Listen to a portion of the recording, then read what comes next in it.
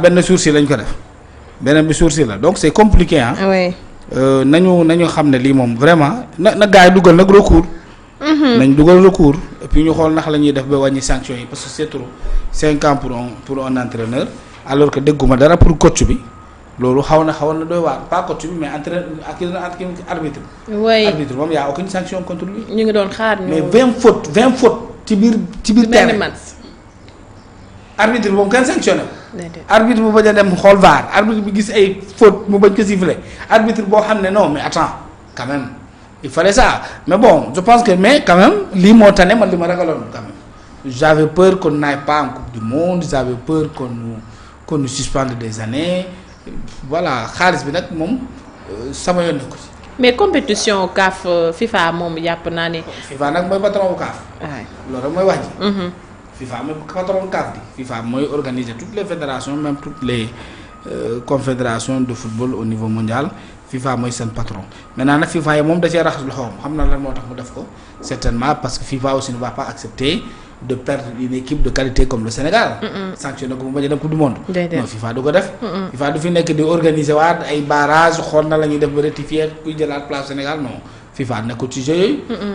Ça c'est des faits de jeu qui ne sont pas si graves que ça. Ouais. Alors mais ce qui est plus important ci li may wax nii mooy quel est le regard que l'Afrique a eu de notre entraîneur. Pape Thiaw. Mais Pape Thiaw toute l'Afrique est fière de Pape Thiaw. Ouais. Toute l'Afrique est fière de Pape Thiaw hein? Donc Pape Thiaw vraiment on sait que guerrier la alors il a donné une leçon au monde il a donné une leçon en Afrique et c'est le plus important. Alors mais ku bëgg akara da ngay ñeme kaani. Voilà parce que ñeme kaani googu moo lay jox akara bi. Pape Thiaw xamoon na qu'est-ce qu'il encourt. Il savait que sortir du terrain vraiment c'est sanctionné Pape Thiaw kenn gënu ko xam les textes de CAF. Kenn gënu ko xam.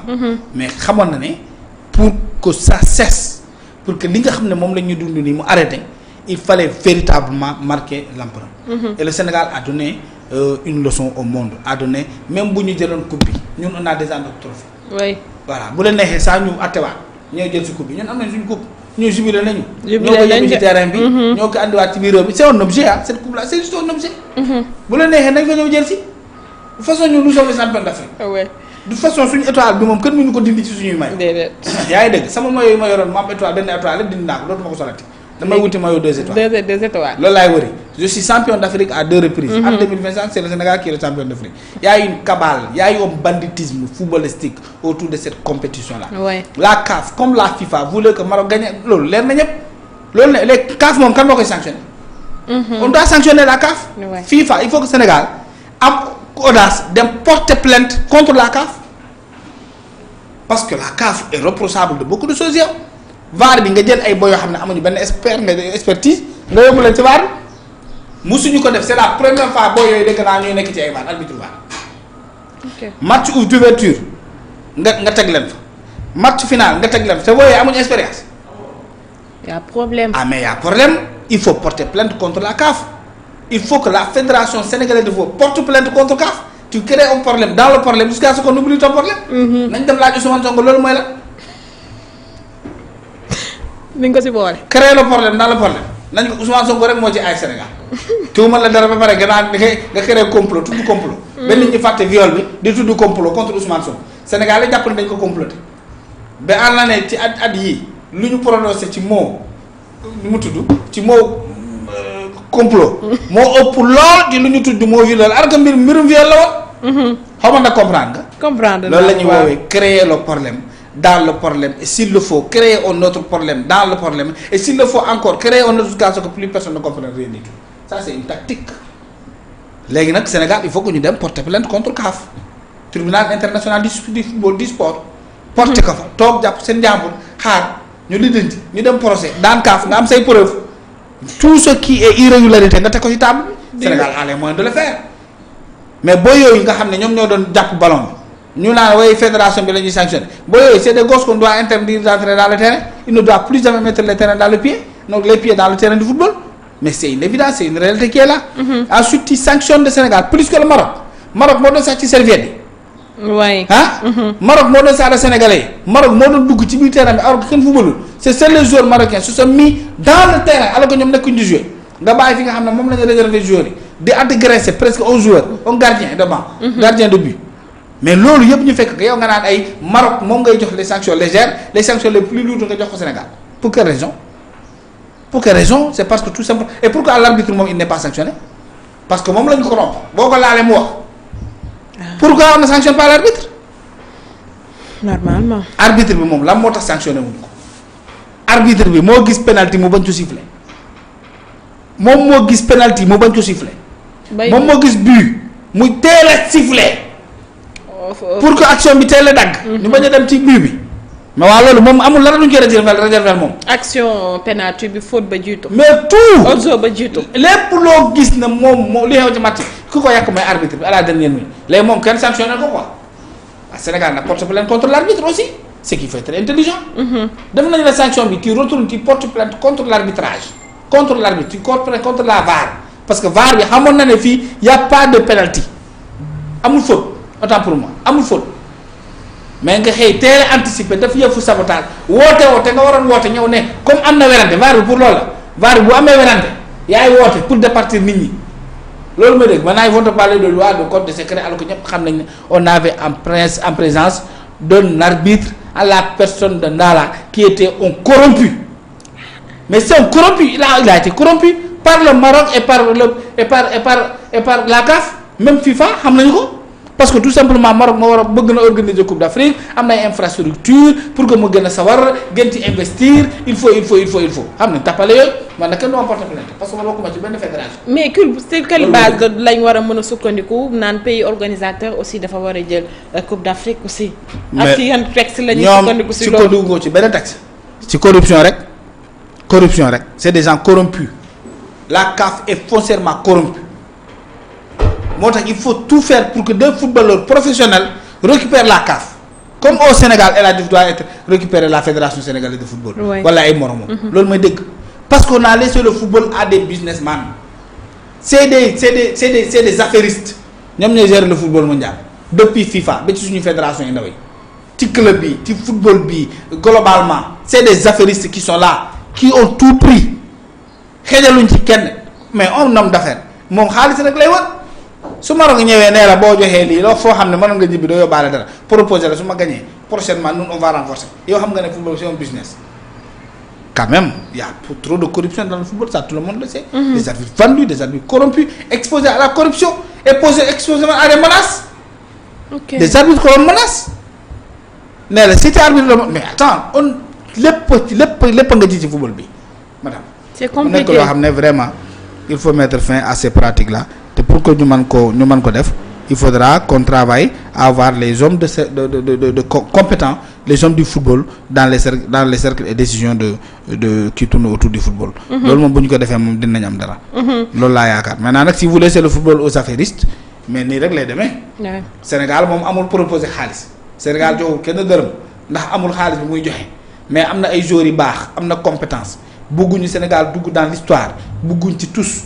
donc képp koo xam ne moom xam na luy valeur football en termes touristique football en termes de crédibilité internationale en termes de relations en termes de diplomatie en termes d'apport économique ñoom ñi nga xam ne xam nañ ko yor nañ xaalis dina leen ko jaral mais nag ñun Sénégal comme xamuñu loolu on a été victime de ces pratiques là pendant beaucoup d'années depuis 2002 d'abord 2000 mais ensuite 2002 tu as vu mais boo demee 2006 ainsi de suite mais chaque fois Sénégal a été éliminé sur des trucs d'arbitrage. Sadio Mané amoon na fi penalty Côte d'Ivoire. oui la moo tax si ñëwuñu ko.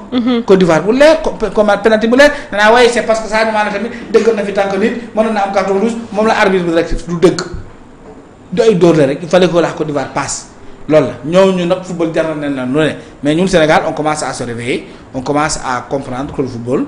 ce n'est pas au cœur du sport il y a d'autres choses derrière moo tax Pape Thiaw vraiment on doit même moom tamit nañu ko wutali statut voilà. jox ko. Sénégalais mu wan na ne Kandé sénégalais yi bëggante boo xamante ne. depuis bëggante wu ñu de Ousmane Sonko bëggul kenn. mais football dafa mën a boole. Zoma bëggul kenn. imaginez depuis bi sanction bi daanoo ba tey démb ci guddi gi ñu bari ñu ngi commencé di wax cagnotte pour Pape Thiaw lancé nañ ko tey ba sax ñuy wax que ni même pas 2 heures de temps am nañ presque 1 million et quelque waaye Pape Thiaw def na ab communiqué ci postam di wax que ne ci page am di wax que ne le peuple du Sénégal, ma famille, votre solidarité depuis l'annonce des sanctions me va droit au cœur. Merci pour cet amour que vous témoignez chaque jour. Parfois, je vous demande humblement de ne pas organiser cette cagnotte à mon nom. Si je comprends et j'apprécie cet élan de générosité, je vous invite à rédiger ces fonds vers des causes plus urgentes au profit de tous ceux qui en ont véritablement besoin. Pape Bouna Thiaw, coach de l'équipe nationale du Sénégal, gannaaw ba Sénégalais lancé woon. que dañuy ba dafa ñu ko Kopar Express rek. ah daa mel ni su ma Kopar Express waa Pastef ñoo ko moom nañ koy sàcc yoroon nañu ma 150 ba léegi 150 000. ba tey bu ñu ma kaa jox. ndax la. oto la ñu bëggoon defaral Pape Mama Matar Gueye jot na Mama Matar am oto ñu am ci 160 poussière 1000. code cagnotte bi continué wul parce que amul peut-être nit ñi dugaloon mais 150 000 yooyu bëggoon nañu ko récupérer jox ko Mama Matar Gueye mu jox ko neex. lu ne def naa ko pour ñu jox ñu xaalis joxuñu ko. Kopar Express moom ay sàcc lañu Kopar bu fay réussir mooy li nga xam ne day denc parti leneen du fa nit def mu dem feneen moom boo moytu doo ko gis. parce que suñu 150 000 moo nga fa ba léegi mënuñoo fexe ba récupérer lu ne def nañ ko te dañoo tëj bunt yi sax pour nga mën a récupérer xaalis fu ñu la daan proposer pour nga mën ko récupérer loolu lépp lañ ko bloqué xaalis boobu kenn gisatu ko voilà donc Kopar Express moom nañ ko bàyyi ñu dem ci leneen. d'accord man loolu laa yaakaar. Pape Thiaw c'est un homme noble aussi. et puis du la ñu koy cotiser ana état du Sénégal. ana 5 milliards yu ñu jëlee ci Coupe d'Afrique bi. mën na fay 5 milliards la ñuy tëjee 6 milliards yi manqué tuuti Pape Thiaw lu ñu koy laaj ay 200 millions la rek ci franc CFA peut-être bu bëree bu bëri bu 300 millions. 300 millions boo ko jëlee ci 5 milliards xaalis bi fu mu tëggee woon dara du fa yëngatu. da ngay génn dem kenn du xam ne xaalis wàññee na ko na fi. Ismaïla Sarr Iliman Ndiaye ñoom ñëpp loolu du ci dara. Fédération sénégalaise de football moom moo ko war a fay ba mu jeex tàkk Pape Thiaw du joxe dërëm Ismaïla du joxe dërëm c'est la fédération qui a gagné cette coupe avec les Lions qui doit prendre des 5 milliards gagnés de cette coupe d'Afrique là ñu fay ko jamono ñooy mu jeex tàkk. Maintenant les sanctions sont trop sévères on peut pas sanctionner comme ça un entraîneur ne ko ay 5 matchs doo ñëw sous la base de rien du tout il fallait faire payer et puis c'est fini. loolu mooy la vérité. Maintenant comme le Sénégal n'est pas un pays respecté.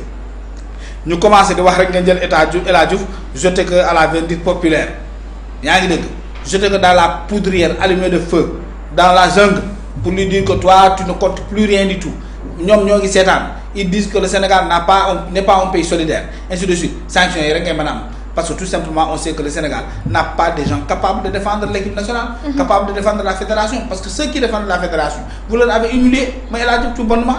loolu yëpp c'est des conséquences de ces pratiques là. alors que El Hadj Diouf bu ci waxoon comme il se doit boo moytuwul lii du am. sanction bi du toll fu mu toll nii. oui buñ ko bàyyaan avec sa liberté. parce que ñëw nañu ubbi seen communiqué paragraphe 3 ci loo xam ne El Hadj Diouf waxu ci dara jamais El Hadj Diouf n'a parlé de CAF. non jamais il n'a parlé des sanctions jamais il n'a parlé il a juste parlé des problèmes sénégalo-sénégalais des joueurs qui devaient avoir des terrains et qui ont vu ces terrains récupérés ci loolu la doon wax. nga ñëw def sa communiqué boole ci loo xam ne bokk ci ne El Hadj Diouf même suñuy problème au niveau international bu ko tudd ñun dinañ ko gérer suñu bopp. alors que El Hadj Diouf moom mënoon na fi def benn sortie mu influencer la décision de cette commission de la CAF cette commission disciplinaire. mais ngeen ne ko noppil waxoo kenn moo waxal Sénégal kan personne n'a parlé pour le Sénégal ni alors que li c'était une lutte un combat de communication aussi c'était ça il fallait une bonne communication coordonnée des acteurs les gens capables de créer un écho autour de leur voix c'est ce qui nous a manqué mais ñu ñëw toog attaquer El Hadj Diouf mu ngi nii kaaf nee na leen man je ne vous respecte même pas je m'en fous que vous soyez champion d'Afrique ou pas mais suñu football bi doo leen ko yàq yéen a tooñ yow ñu tooñ la Sénégal dañ ko tooñ. nit ki ñëw taxaw sa buntu kër tufili la sàcc sa yére yaa ngi bëgg a sànq nga dugg ci dut bi rek sa serviette mu ñëw sàcc serviette bi dem. kii war a atte loolu mu ngi taxaw di seetaan attew mais ñu tooñ la nit ñëw dóor la mbëkk la gaañ la saaga la ki war a atte attew mu ñëw xool ba mu nekk ko parce que faralo la ne waa léegi da ngeen di ñëw ma atte leen ci xulal wi ak coow li yow mi nga xam ne yow lañ tooñ yow mi nga xam ne moom lañ yow lañ sàcc say serviette yow mais yaay victime bi kaaf parce que faale wala amul kenn ku mu ragal mais da ngay dëkk ci kër nga gis benn booy day génn ci biir kër gi yaa ngi dégg. dugg ci kër jàmbur yi tooñ doomu jàmbur yi dóor leen duma leen gaañ leen yaa ngi dégg ñibbi këram mais kenn du ñemee dugg ci kër gi. parce que tout simplement seen kër noonu la ñu mel.